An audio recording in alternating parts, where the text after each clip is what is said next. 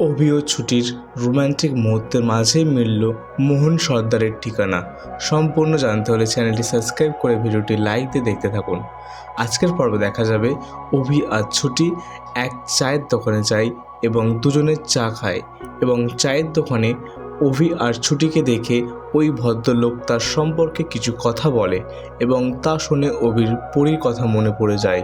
তারপরেই দেখা যায় চা খেতে গিয়ে ছ্যাঁকা খায় ছুটি।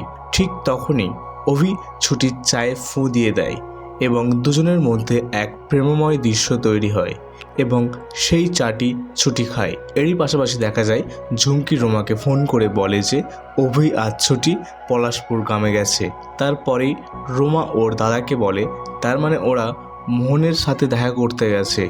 এরই পাশাপাশি ছুটি ওই চায়ের দোকানের লোকটিকে জিজ্ঞাসা করেন, আপনি কি মোহন সর্দার নামে কাউকে চেনেন? তখন চায়ের দোকানের লোকটি বলেন, হ্যাঁ আমি চিনি। তখন ছুটি জিজ্ঞাসা করেন ওনার বাড়িটা কোথায়, একটু বলতে পারবেন? তখন দোকানদারটি ঠিকানা বলে দেয় ছুটিকে। অন্যদিকে দেখা যাবে রোমার দাদা গম্ভীর গলায় কাউকে ফোন করে বলতে থাকেন যে অভি আর ছুটি ওখানে যাচ্ছে, ওদের যেন কোনো রকম খাতির যত্নের কোনো অভাব না হয়। এই ঘটনাগুলির মধ্যে দিয়ে রহস্যের পাশাপাশি অভি ও ছুটির সম্পর্কে দেখা যাবে নতুন এক ভালোবাসার অধ্যায়। তো বন্ধুরা, আগামী পর্বে রোমা দাদা কী করতে চলেছে আপনাদের কি মনে হয় তা কমেন্টের মাধ্যমে জানান। ভিডিওটি ভালো লেগে থাকলে লাইক ও সাবস্ক্রাইব করে চ্যানেলটির পাশে থাকবেন। দেখা হচ্ছে পরবর্তী একটি এপিসোডে।